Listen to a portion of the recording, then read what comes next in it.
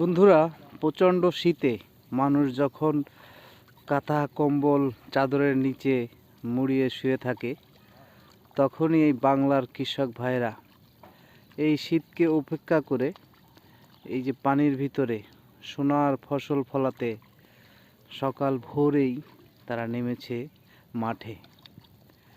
আসলে আপনারা যে চাউল খান বাজারে, শুধু টাকা দিয়ে কিনেই খেয়ে ফেলেন, কিন্তু কখনো পিছনের গল্প কি দেখেছেন? বুঝেছেন এই সোনার ফসল ফলাতে কত মানুষের কত কষ্ট, কত কৃষক ভাইদের কত কষ্ট? তাই সবার কাছে অনুরোধ থাকবে,